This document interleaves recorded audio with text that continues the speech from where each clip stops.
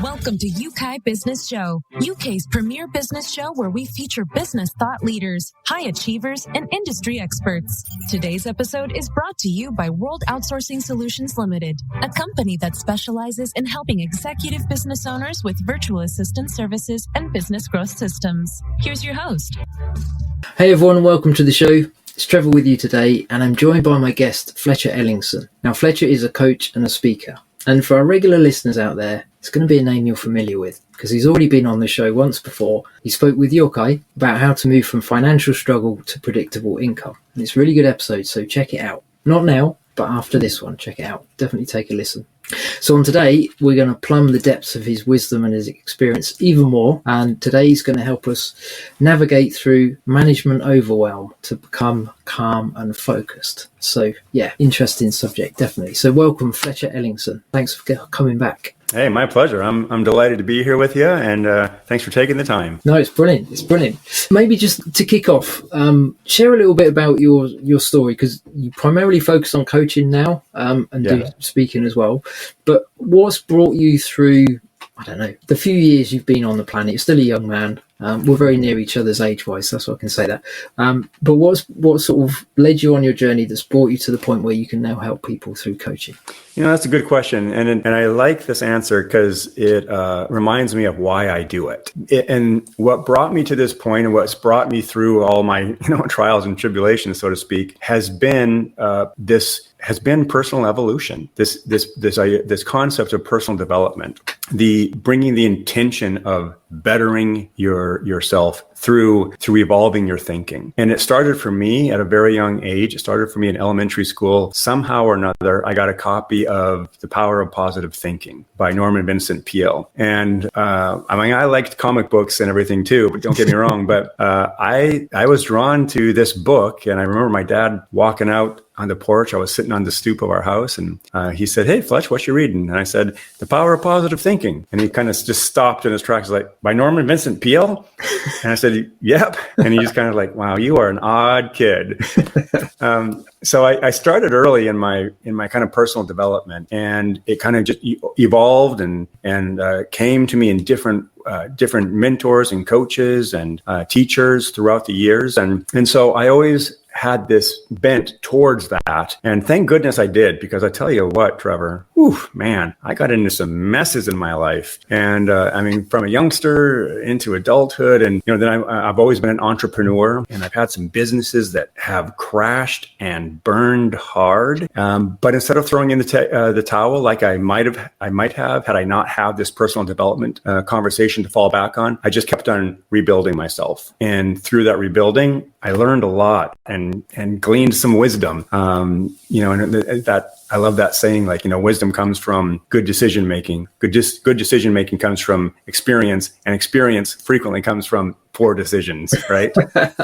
And that's been my case. Yeah.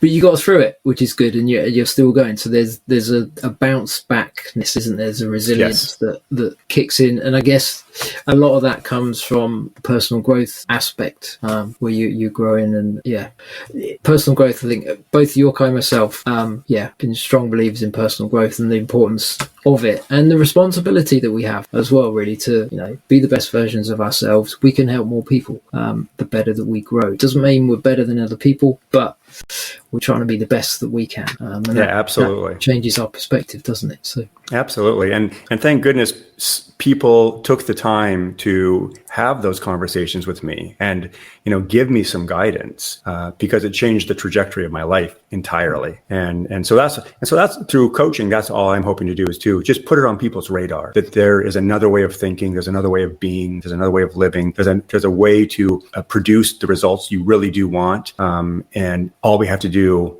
and I say all we have to do like it's easy. It's not easy, right?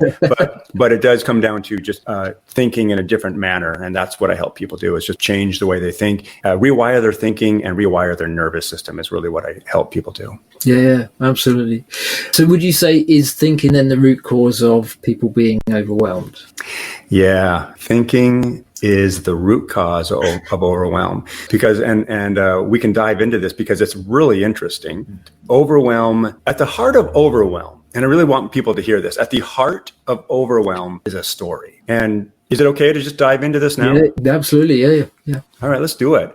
At the heart of overwhelm is a story, and the story frequently sounds like this: there's too much to do, I can't do it all. And this is a good one, especially for entrepreneurs. There's not enough time, right? I'll never get it all done. Or this was one that I frequently did: I'm all alone, I don't have any help. Gosh, I have to do everything myself. I don't know if you can relate to that, but man, that used to be a story that would play all the time in my head, and I really believed it, right? And there's another thing too that smacks of overwhelm. I don't know what to do, or I don't know where to start. Yeah. Can you relate to any of those? Absolutely. Yeah. Obviously, the best person to do everything I need to get done is me, isn't it? Yeah.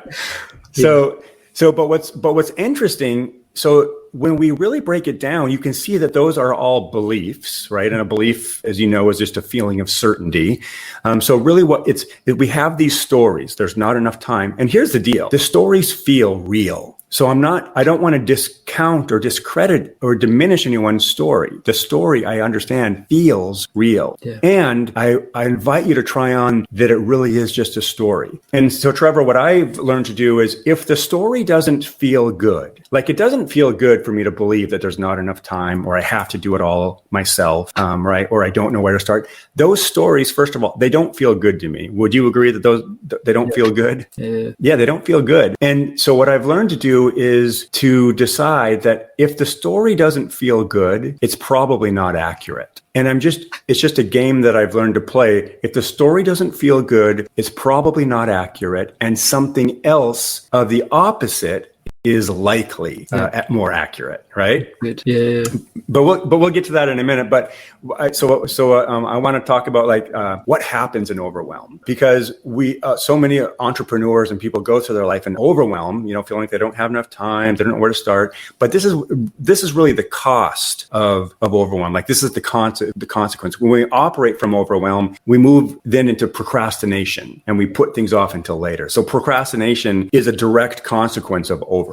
Yeah. Or else sometimes you'll get people like me. When I get into overwhelm, I get sucked into the sneaky cousin of procrastination, and that's called productive procrastination, right? Do you know what I mean by that? It's like, I'm going to get stuff done, but it's not the stuff that really needs to get done. So I should be, making calls or making outreach or doing follow up, but instead I'm tidying up the living room, or I'm vacuuming out my car, or I'm tidying up my desk, and then I'll get to the important stuff, right? So I'm still active, but it's just really procrastinating still. I know where you're coming from. Yeah, definitely. Yeah.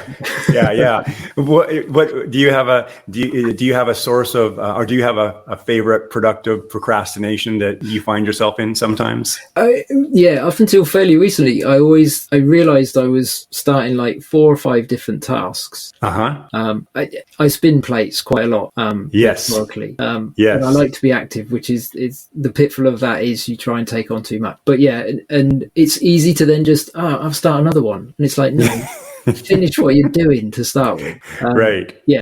And it's like that shiny object syndrome, right? Yeah. Like, ooh, that looks fun. I'll do that. I'll get this other thing later. Yeah, totally. I can relate. But one of the other consequences or costs of overwhelm is, it's a result. There's a result of focus. And then that snowballs because we're trying to focus on too many things. And what we focus on, we feel. And so we begin to feel more and more overwhelmed, and that becomes our point of attraction. So we get more of it. So we're literally creating more of what we don't want. Yeah. And then as a result, we experience a loss of power. We experience stress, anxiety, fear, and then we break from reality, because now we're moving into the future, where we're starting to worry. Oh shoot, I'm not getting it done. What's going to happen if I don't get it done? What happens if I don't hit the timeline? What happens if I don't, make the calls and get the new clients? So now we're just it's snowballing and compounding, and now we're moving into the future, our future fears, and we're completely broken from the present moment, which is where we have all the power, right? Yeah. And then at the core of overwhelm, like I said, is just a story, but it's also resistance. We're resisting what is, and it totally impedes progress. And the final thing I want to say is it just doesn't feel good. And my curriculum is called The Practice of Feeling Good in Business and in Life. So anytime something doesn't feel good, my recommendation is, take note. Our thinking has gone off the tracks. Absolutely. Yeah. I like the way you've put it as a story. It makes a lot of sense like that. Yeah. And because it really is, and people listening to this, they actually might be thinking to themselves, like, hey, Trevor, Fletcher, you guys don't understand. I actually don't have enough time. I am booked up. And again, I understand that, because sometimes I feel like, oh my gosh, I don't have enough time to get everything done. But it is a story, because then you and I look at people like, Elon Musk and Jeff Bezos and Oprah Winfrey and, all these people who have created these empires and things. Like, how is it possible we all have the same amount of time in a day, but they're able to do all these incredible things? Now, I'm not saying we're not doing incredible things, but when I do look at them, they're doing a lot more than I am, and they still have the same number of, hours, minutes in a day. So that's when I go like, oh, okay, what am I missing? What's going on? What are they doing that I'm not doing? What do they have access to that I currently don't have access? And one of the things is it's a belief. Like, they don't believe that they don't have enough time. They actually believe that they do have the time to do it. And so what I think, Trevor, what's missing is an empowering story. Would you agree with that? Yeah. Absolutely. Yeah. So like I was saying, when the story doesn't feel good to me, I need to take note, and I need to say that story probably isn't accurate because it doesn't feel good. So what's a new story that I can come up with? And so, like, the new story that I've come up with to deal with overwhelm, and I hope that people listening can really hear this and begin to implement it in their lives. But the new story that I personally created for me is, I'm a person of action. And because I consistently take action, whatever needs to get done, whatever is important to get done, does get done. Yeah. Now, I didn't say it all gets done today, right? Because whatever I get done today is what needed to get done. And that's a feel-good story, instead of focusing on, oh my God, look at all these things I didn't get done today, right? That doesn't feel good. Yeah. So I'm just changing my focus, and I'm looking at, gosh, look at all these things I got done today. Those must have been the things that needed to get done. The other part of my story is that clarity and action come easy to me, and they allow me to operate from a place of flow. So clarity and action come easy to me instead of overwhelm, right? Nope, clarity and action come easily, and I maintain my focus in the present more and more, which allows me to be effective and efficient for the tasks in front of me. And that feels really good. And I know people listening might say, this guy's off his rocker. He's just making this stuff up. And it's true. I'm just making it up. But I was making up the other story too, that there wasn't enough time. So I'm going to go with the story that feels better. Does that make sense? Absolutely. Yeah. Because at the end of the day, like, we decide, don't we, how we spend our time. We decide what we feel, really, because of what we think about. We just decide the direction that we go in our life to a large extent. Obviously, there's other factors as well. But that's one of the things that I said about personal growth. And as we grow and lead ourselves better, we're then in a better perspective to see things clearer. Absolutely.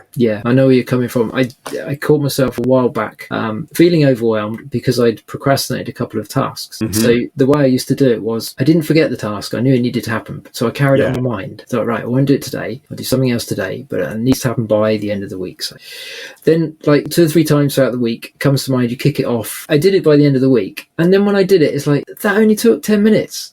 And yet, mentally, I've carried it through the week. It's taken a lot longer to think about it and to put it off than to actually just go and do it. Now, not every task is the same, but I know where you're coming from. It's like, it becomes bigger and bigger and bigger in our minds. Right. When actually it could be a 10-minute task. Exactly. And let's continue to add to the story. Because if we get an empowering story, it puts us into action, right? It catapults us into action. If the story is empowering, if the story is not empowering, it gets in the way. We get stuck. Yeah. And so part of the story that I've come up with too is, and this one is going to fly in the face of many people's stories, because part of the story of overwhelm is there's not enough time. So what I want to suggest is to embrace a new story that says there's always enough time for the things that are important to me. There's always enough time for the things that are important to me.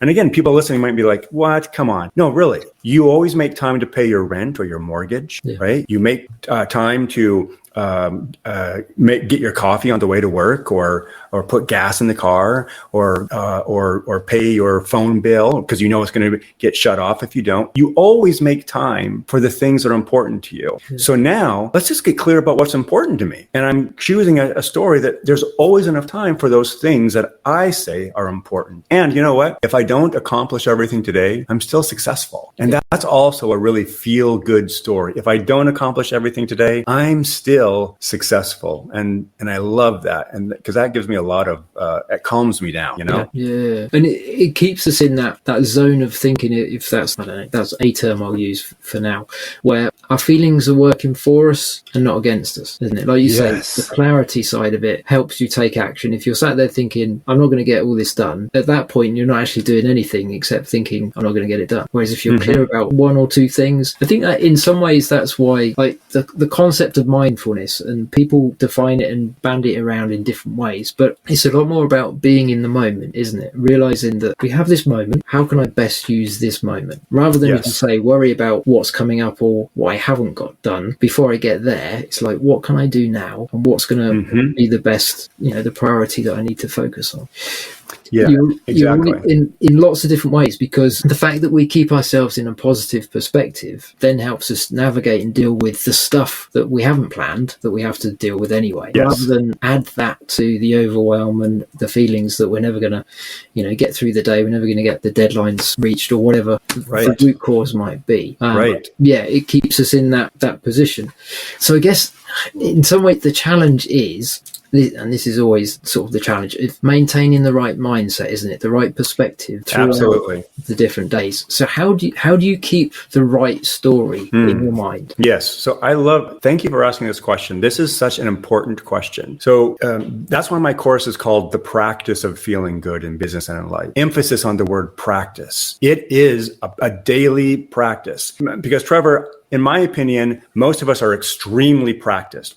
If you're a human being, you are so practiced at thinking. The thing is, we've become practiced at noticing what doesn't work, what doesn't feel good. We've become practiced at worry. And all worry is just a biological response to something that literally is not happening. I really want our listeners to hear this. Worry. When we worry, we're literally having a chemical reaction in our head, which is called an emotion, based on what we're focused on, which is a story. And that story has not happened because you're worried about it, something that may or may not happen in the future. So we're having a biological response to something that is not even occurring. So we've completely broken from our present, where all the power is. And I'll give you a quick example. Where I live is in a rural setting, and to get to Seattle, Washington, which is one of the closest or the biggest cities in our region, it's about a 3.5 to 4 hour drive, but we have to go over 2 separate mountain passes, and they get a lot of snow in the winter. And many of our children live by the Seattle, on the coast. So they come home for the holidays, or we have to travel for the holidays. And one of the things that I used to worry a lot about was them traveling home in the snow, and going off the side of the road, or getting in a collision, or getting stranded. I can't tell you how many hours. I mean, literally hours and hours and hours that I used to worry about it. Now, this had gone on for years, but sometimes we don't even know that we're worrying about it because it has become so normal for us. We become practiced. And so when I finally realized this, I was like, oh my gosh, hold on a second. I've been worrying for years, wasting precious life energy, worrying about something that never happened. And so I made a powerful decision. And so to answer your question, like where do you start? You start by making a decision, making a powerful decision. And what I realized was the reason I was worrying so much because something was missing. And that what was missing was I wasn't trusting. I wasn't trusting that things were going to work out. And I've always told myself, hey, life is always working out for me. I mean, it just is. I mean, I've got story after story after story where life is just coming through for me. I mean, the sun rises on cue. I don't have anything to do with it. Life's always working out for me. I mean, right? I mean, I've always got food. I've always got shelter. I've always got transportation. I've always got kind people. Life is constantly working out for me. And so that allows me just to trust in the universe. Like, hey, life is always working out for me. But I realized in this one particular area and other areas, but this is for an example, I realized I wasn't trusting at all. And because that trust was missing, it put me right into a suffering mindset and a worry mindset. So what I did was I made a powerful decision that I'm trusting that my whatever happens, my kids can navigate it. Yeah. I'm trusting that, that life is working out for me, for them. And someone listening might say, like, playing devil's advocate, like, hey, what if they do get an accident? Well, if that does occur, I'm extending that trust to that situation, that whatever happens, we're resourceful, we're capable, we're flexible, and we're resilient, and we will navigate whatever shows up. And that is a powerful belief, and that allows me to navigate life with a greater sense of ease and joy. Does that make sense? Absolutely. Yeah. And it's like, even God forbid there is an accident, you having worried about it for an hour isn't going to contribute anything positive anyway, is it? It's like, it's going to happen either way. Yes. So it's, you being the sharpest and the most focused you can be in a positive perspective. Yes. Gives you then the opportunity that should you have to respond to something like that, you're in the better place to do it, aren't you? So absolutely. Yes.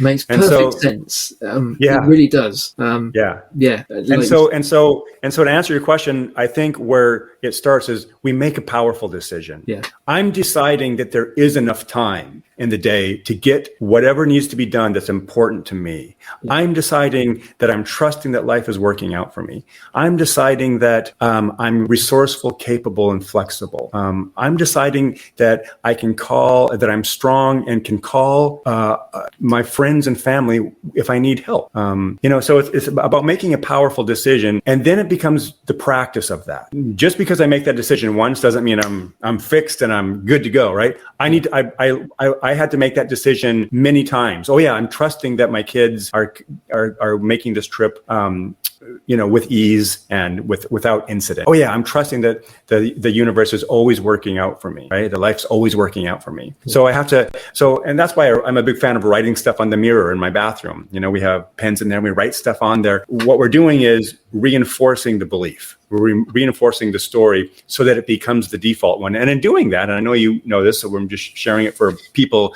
who may be interested. What we're doing is we're creating new neural pathways in our brain for the where the story can live. Yeah. And that's what we're doing is reprogramming our mind. And that whole concept just lights me up. Yeah. It's very empowering, isn't it? Like the more you think about it, like a lot of stuff that's on telly isn't going to tell you this. As good as that is, and it could be good for entertainment, but it doesn't really empower you. Whereas when we stop and just think about this, like I love these sort of conversations. It sharpens me up. It gets me focused again. It's encouraging, but you also feel empowered as well, because it means I'm not a victim of what something might happen or what somebody else might try. And I don't have to live in worry. I don't have to live in fear of something that may never happen. But I have the mental capacity to create a strange scenario that I can then choose to decide I'm going to worry about and get fearful about. Or, as you say, life is good. I have a lot of power and control over my life. Other people have certain elements that, have to listen to and think about. But generally, each of us has a large amount of control over our lives. Mm-hmm. But a lot of the time, we allow that to be usurped by just bad thinking, don't we? Wrong voices from other people, or just our own thinking that we don't shut out and say, no, actually, that's not serving me. I'm not going to think that way. I choose to think this way. Yes. Makes perfect sense. For everybody listening, don't miss what Fletcher's sharing, because it's such a key thing. It really is. We can't make you do it, but we're here to encourage you and each other to just get sharper, be more proactive about thinking on the right things. It's one of those things, I think, like at any moment, the wrong thinking can almost take us by surprise, can sort of catch us off guard. And so it's like you say, having words around you, things you write, things you hear yourself say, they're all good things to keep the proportion of the right things, building the right picture and the right perspective, the right story that you want, isn't it? Rather than just what everybody else else decides they're going to say. Yes. Might serve them, but not actually you. Yes. And I can tell you, Trevor, and I know you've had the same experience with your clients, that this is the difference maker for people. I have seen people who have suffered with type 2 diabetes, depression, and just, feeling terrible in their body, mind, and soul. And when they intentionally begin practice new feel-good thinking, when they over and over and over, it changes the trajectory. I've seen people literally reverse their type 2 diabetes and start and come off medications, reduce their high blood pressure. The cloud of depression lifted. I mean, some of my clients who had type 2 diabetes went on to complete their first ever triathlon. And that was something they never even thought they would ever do, never had an interest. And one of the women that I'm thinking of was 70 years old when she did it. Brilliant. I mean, that's the power of managing our thinking. I've seen some of my clients have made enormous sums of money simply because they began changing the story from like, I'll never have money, or money doesn't grow on trees, to like, really changing the story as superficial as it sounds, like money flows to me easily, right?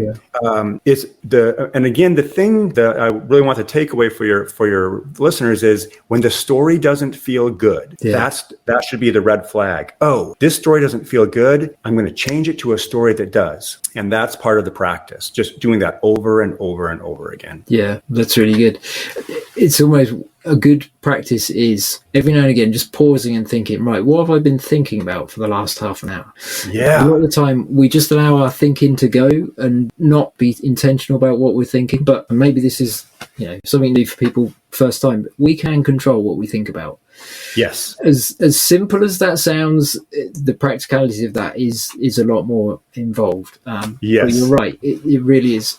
It's down to us. We can't blame the government. We can't blame, our next door neighbours, our parents, or whatever. To some extent, they're external influences to some extent. But yeah, it's really empowering to know that we can control to a large extent everything that's going on in our head and what we're thinking, and then that determines the actions that we take, doesn't it? Yeah. And you may have to get radical. You may, when I mean radical, you may have to do things you haven't done before. Like, for instance, my wife and I, fortunately, my wife she is just about as zany as I am when it comes to personal development. She's up there with me.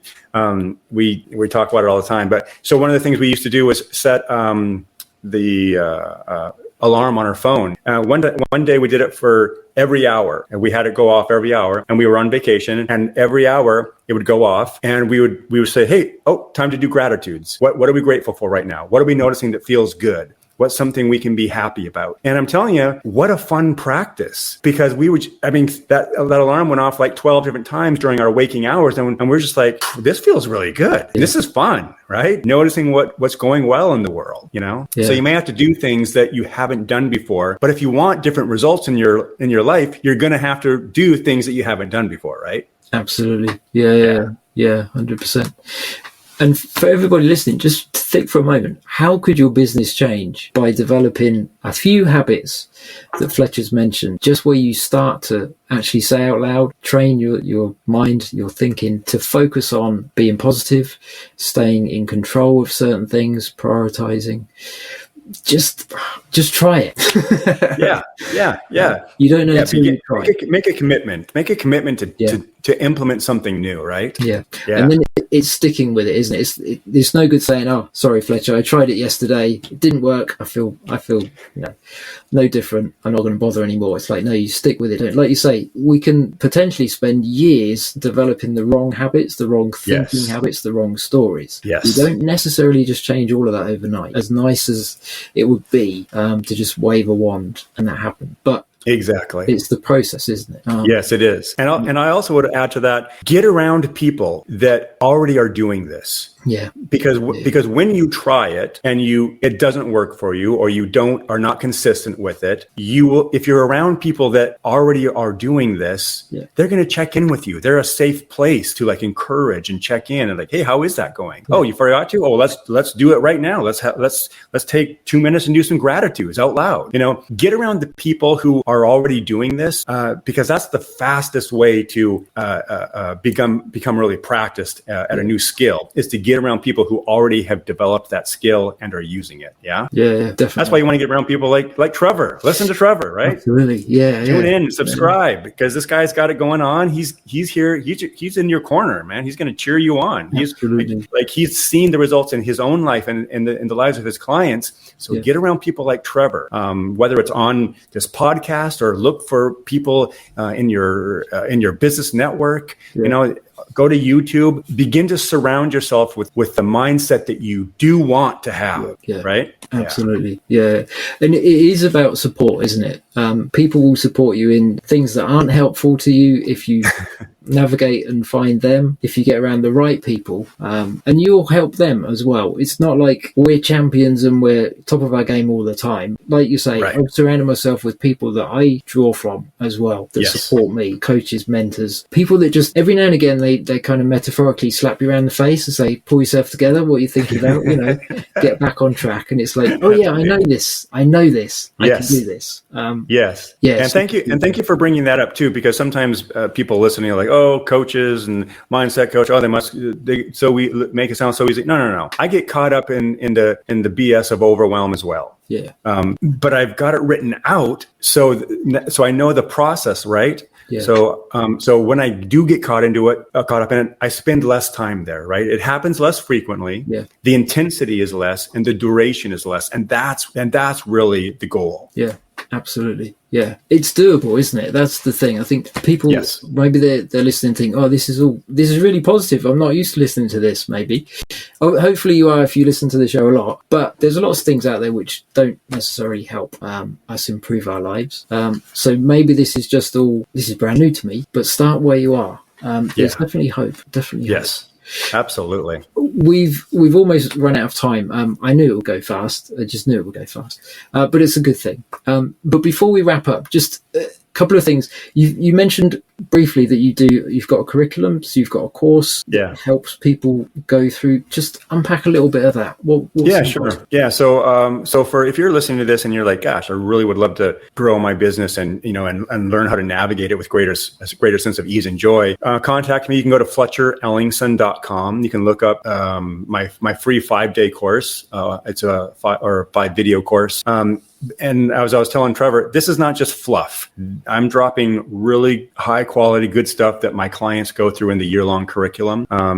There are 5 videos, and you can just sign up on my website to get it. I'll send it to you. And this will be the beginning of the practice of feeling good in business and in life. And you're going to get a lot of insight. You're going to do a lot of self-inquiry, self-reflection, and talk about concepts that may be new to you. But these concepts, I tell you from experience, they have the power to change the trajectory of your life. Not because of what I'm doing. It's just the concepts that you will consume and internalize, and you will begin to take new actions, which will produce new results. It's very exciting. Yeah, absolutely. And it works for everyone, doesn't it? Yes, it does. If they work it. That's the key thing. You have to be present. You have to be action. Take action. That's right. But and the good thing about videos, they're always there. You just watch them again. Watch them again. Absolutely. I mean, gosh, I review stuff from my past courses and mentors and teachers that I've had, or read books multiple times because I want to keep it fresh, right? Yeah, absolutely. Yeah, we eat the same meal more than once, don't we? Yes. So why wouldn't we listen to the same stuff, read the same books more and more, if it's stuff that's helping us?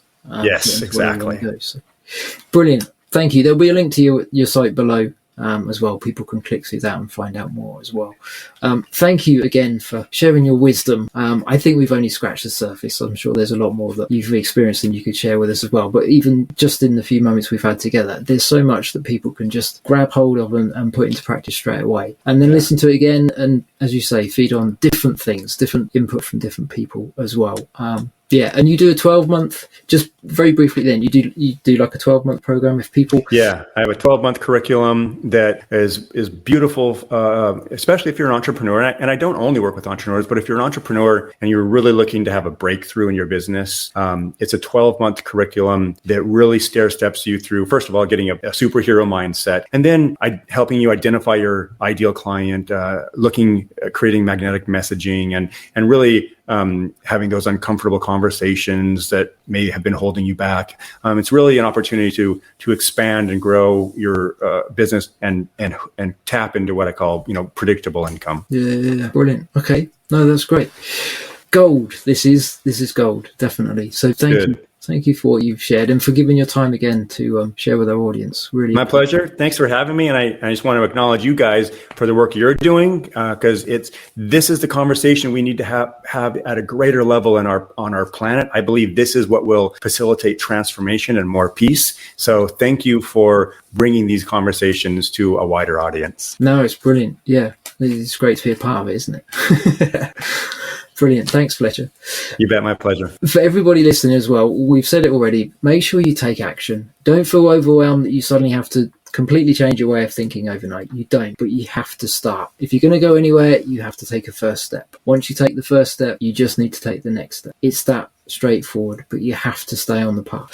So definitely take action. Something that's resonated with you. If you want to catch the other podcast as well, listen to that first. If you want to go straight on and get Fletcher's videos, have a look at that. If you want to get the whole 12 months, go for it. There's different things for different people, depending where you're at and depending what you need. But make sure you take some sort of action that's going to help you and your business, you to enjoy life, you to be more productive in business, because then we can help more people. That's what it's all about. So we will leave you for now. Thanks for catching us on this episode, and we will catch you next time.